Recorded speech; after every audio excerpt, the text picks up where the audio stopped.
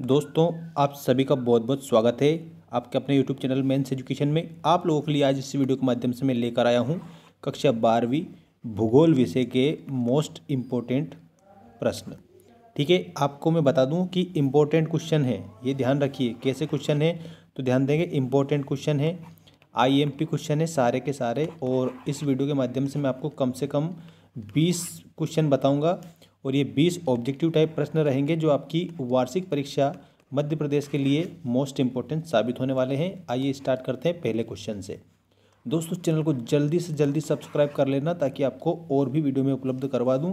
और एक और बात मैं बता दूं, भूगोल का मैंने मॉडल पेपर भी डाल रखा है दोस्तों, तो आप उस मॉडल पेपर को भी देख सकते हैं। ठीक है, प्ले लिस्ट बना रखी है 12th क्लास की, उसमें जाकर आप देख सकते हैं। और हमारा टेलीग्राम है, टेलीग्राम चैनल का नाम है मेंस एजुकेशन, और इस टेलीग्राम चैनल से आप जुड़ जाइए ताकि आपको वहाँ पर वीडियो अपडेट मिलती रहे। तो देखिए, पहला प्रश्न, निम्नलिखित में से कौन सा एक चतुर्थ क्रियाकलाप है। तो चतुर्थ क्रियाकलाप कौन सा है तो आपको यहाँ पर ध्यान देना है, विश्वविद्यालय अध्यापन, ये चतुर्थ क्रियाकलाप की श्रेणी में आता है। कक्षा 12वीं मध्य प्रदेश वाले विद्यार्थी अच्छे से सारे क्वेश्चनों को लिख कर याद करेंगे या फिर स्क्रीनशॉट भी ले सकते हैं। इसके बाद में हेमेटाइट अयस्क से किस धातु का उत्पादन होता है। ये हेमेटाइट जो अयस्क है, इससे किस प्रकार की कौन सी धातु का मतलब निर्माण होता है, तो ये याद रखना, ये है लोहा। ठीक है, लोहा इज़ द करेक्ट आंसर। और अब इसके बाद में दोस्तों हम बात करते हैं नेक्स्ट क्वेश्चन की, और जल्दी जल्दी मैं आपको बताऊंगा ताकि आपका समय भी व्यतीत ना हो और सारे आंसर आप अच्छे से समझ जाएं। देखिए प्रश्न, देखिए, निम्नलिखित में से कौन सी एक अर्थव्यवस्था में उत्पादन का स्वामित्व व्यक्तिगत होता है। मतलब कि व्यक्तिगत स्वामित्व होता है, उस अर्थव्यवस्था का आपको नाम बताना है। तो इसमें आएगा पूंजीवादी अर्थव्यवस्था। कैसे अर्थव्यवस्था? पूंजीवादी अर्थव्यवस्था, इसमें स्वामित्व व्यक्तिगत होता है। अगला प्रश्न देखिए, पेट्रोकेमिकल उद्योग में अग्रणी देश का नाम है। देखो, पेट्रोकेमिकल मतलब कि पेट्रोकेमिकल में जो अग्रणी मतलब सबसे आगे जो देश होता है उसका नाम आपको बताना है पेट्रोकेमिकल के क्षेत्र में। तो डायरेक्ट करेक्ट आंसर देख लीजिए, संयुक्त राज्य अमेरिका। ठीक है, संयुक्त राज्य अमेरिका, इसमें आपको याद रख लेना है। और आप लोगों के सेट पेपर कितने अपलोड करें ये भी मैं आपको बता दूँ, 2 सेट पेपर अपलोड कर दिए हैं भूगोल विषय के, तो उसको भी आप देख सकते हैं। उसमें भी मोस्ट इंपॉर्टेंट आईएमपी क्वेश्चन है और वहाँ पर मैंने लिखा है वायरल पेपर। ठीक है, ताकि आपको पता चल जाए, अच्छे से आप याद कर लें।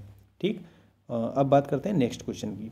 विश्व में तांबा अयस्क का सबसे बड़ा उत्पादक देश है। तांबा अयस्क, तो इसमें याद रखना, तांबा अयस्क सबसे ज़्यादा चिली में उत्पादित होता है, तो Chile is the correct answer. Next देखिए दोस्तों, निम्नलिखित में से किसे कर्तन दहन कृषि भी कहते हैं। कर्तन दहन कृषि, देखो कर्तन मतलब क्या होता है, और कर्तन मतलब होता है काटो। ठीक है, काटो या काटना। ठीक, और दहन मतलब होता है जलाना। ठीक है, कर्तन मतलब काटना, दहन मतलब जलाना, तो काटो और जलाओ, ऐसी कृषि आदिम निर्वाह कृषि होती है। ठीक है, आदिम निर्वाह कृषि कहलाती है। इसके बाद में नेक्स्ट क्वेश्चन देखिए, निम्नलिखित में से कौन सी खाद्य फसल है। ठीक है, खाद्य फसल जिसको हम खाने में उपयोग लेते हैं, वो फसल आपको बताना है। तो दोस्तों इसमें आएगा ऑप्शन नंबर सी। ठीक है, खाद्य फसल कौन सी है तो मक्का। ठीक है, और कौन कौन सी खाद्य फसलें हैं तो मैं यहाँ पर नाम लिख रहा हूँ, आप याद रखेंगे, गेहूँ, चावल, ज्वार, बाजरा, मक्का। ठीक है, ये मुख्य रूप से खाद्य फसलें कहलाती है।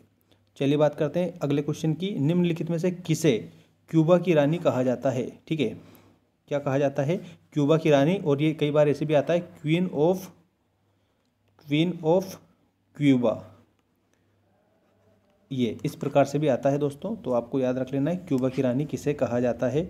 तो इसमें आएगा गन्ना, जो गन्ना है इसको क्यूबा की रानी बोला जाता है। तो option number C is the correct answer. ठीक है, चलिए बात करते हैं नेक्स्ट क्वेश्चन की। चावल किस प्रकार की जलवायु का पौधा है तो इसमें ऑप्शन नंबर बी आएगा।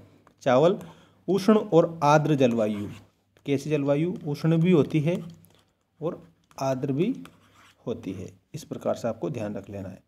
नेक्स्ट देखिए, निम्न में से कौन सी रोपण फसल नहीं है। रोपण फसल कौन सी नहीं है, जिसको रोपते नहीं है? इसमें आएगा गेहूँ।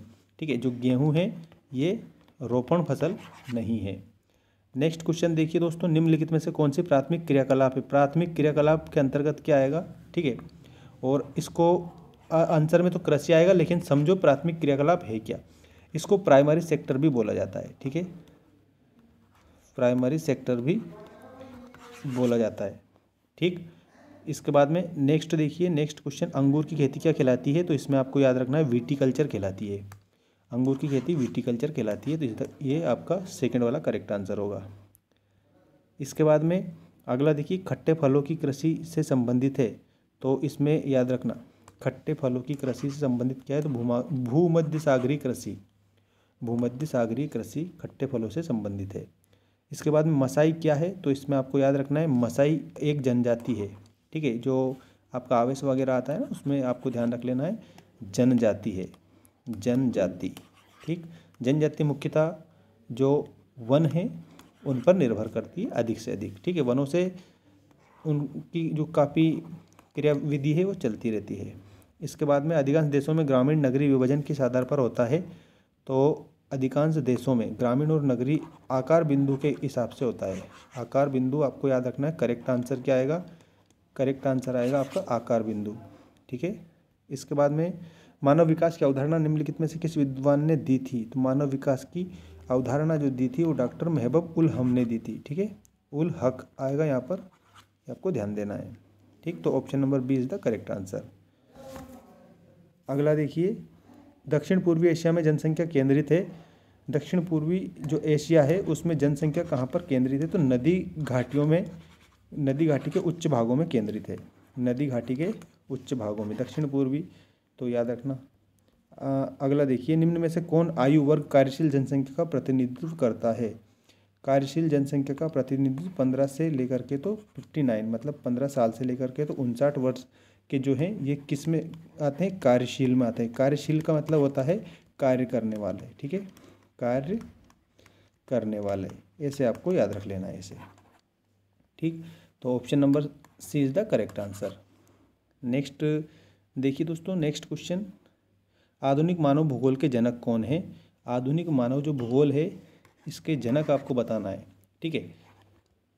तो फ्रेडरिक रेटजेल, इसका करेक्ट आंसर आपका आएगा option number A, Friedrich Ratzel, ये आपको ध्यान देना है। और किसके जनक है, आधुनिक मानव भूगोल के हैं। कक्षा 12वीं मध्य प्रदेश वाले सभी स्टूडेंट्स ध्यान दें, वीडियो को लाइक ज़रूर कर दें ताकि हमें मोटिवेशन मिलता रहे और आपके लिए हम ऐसी अच्छी मज़ेदार चीज़ें लाते रहें जो आपकी परीक्षा की दृष्टि से काफ़ी धमाका वीडियो मतलब एक प्रकार से कह सकते हैं कि साबित हो जाए, ठीक है। तो इसका फ्रेडरिक रेटजेल आएगा। नेक्स्ट देखिए, निम्न में से कौन एक जनसंख्या परिवर्तन के कारक नहीं है। तो इसमें आएगा आवास, ठीक है, आवास इसका करेक्ट होगा। क्या आएगा, तो आप ध्यान रखेंगे आवास आएगा दोस्तों, ये जनसंख्या परिवर्तन का कारक नहीं होता है, ठीक। आवास के बाद में देखिए, आधुनिक मानव भूगोल के जनक, ये डबल क्वेश्चन आया दोस्तों, मैं माफ़ी चाहूँगा लेकिन फिर भी आप ध्यान रख लीजिए, फ्रेडरिक रेटजेल, फ्रेडरिक रेटजेल इसका करेक्ट आंसर होगा, ठीक है, फ्रेडरिक रेटजेल। अगला क्वेश्चन, निम्न में से कौन एक जनसंख्या परिवर्तन का कारक नहीं है। तो इसमें वापस आवास आ जाएगा। ये दो क्वेश्चन रिपीट हो चुके हैं दोस्तों। किस द्वीप में सर्वाधिक जनसंख्या घनत्व पाया जाता है। देखो कौन से द्वीप में, तो ये है जावा, जावा जो द्वीप है उसमें सर्वाधिक जनसंख्या घनत्व पाया जाता है। जावा के पास में एक और कौन सा, तो याद रखना सुमात्रा, ठीक है, सुमात्रा, इस प्रकार से। तो इसमें जावा करेक्ट करना है आपको। अगला देखिए, निम्न में से सघन जनसंख्या वाला क्षेत्र कौन सा है। सघन जनसंख्या वाला जो क्षेत्र है उसमें आपको बताना है दक्षिण पूर्वी एशिया क्षेत्र, ठीक। एशिया क्षेत्र भी कई बार आ जाता है और एशिया क्षेत्र में भी कौन सा, दक्षिण पूर्वी, ये ध्यान दे लेना है आपको। ये मोस्ट इंपॉर्टेंट क्वेश्चन है, IMP इसको लगाकर आप याद कर लीजिए, ठीक है। तो दक्षिण पूर्वी एशिया क्षेत्र इसमें करेक्ट आंसर आपका होगा, ये वाला, ठीक है दोस्तों। तो इसमें मैंने आपको लगभग 20 क्वेश्चन बताए जो आप लोगों के लिए मोस्ट इम्पोर्टेंट साबित होंगे और इन्हीं प्रश्नों को आप वायरल प्रश्न मानकर याद कर लीजिए, है ना। और याद करना ही है आपको, याद करके और अच्छे से अपनी परीक्षा दीजिए। और एक और बात मैं बता दूं, हर विषय के ऑल सब्जेक्ट के आपके जो पेपर हैं मोस्ट इम्पोर्टेंट क्वेश्चनों के, वो मैंने बता दिए हैं, आप जाकर देख सकते हैं। प्ले लिस्ट बना दी है, प्ले लिस्ट को विजिट कर सकते हैं। और लिंक भी मैंने ऐड कर रखी है टेलीग्राम चैनल की, और उसमें लिखा हुआ है ज्वाइन टेलीग्राम, ठीक है, टेलीग्राम। तो उस पर जैसे ही आप क्लिक करोगे तो टेलीग्राम की लिंक आपको मिल जाएगी, वहाँ से भी आप जाकर वीडियो देख सकते हैं। उसमें भी हमने बहुत सारे वीडियोस अपलोड कर रखे हैं क्लास 12th वाले के, ठीक है। तो भूगोल के अलावा आपको कौन से सब्जेक्ट का वीडियो चाहिए कमेंट करके हमें आप बता दीजिएगा, ताकि हम आपके लिए उस सब्जेक्ट का वीडियो तुरंत अपलोड कर दें और आपके एग्ज़ाम के लिए आपकी तैयारी होती रहे, सहायता भी आपको मिल जाए, ठीक है दोस्तों। तो वार्षिक परीक्षा मध्य प्रदेश वाले विद्यार्थी, आप सभी का बहुत बहुत धन्यवाद।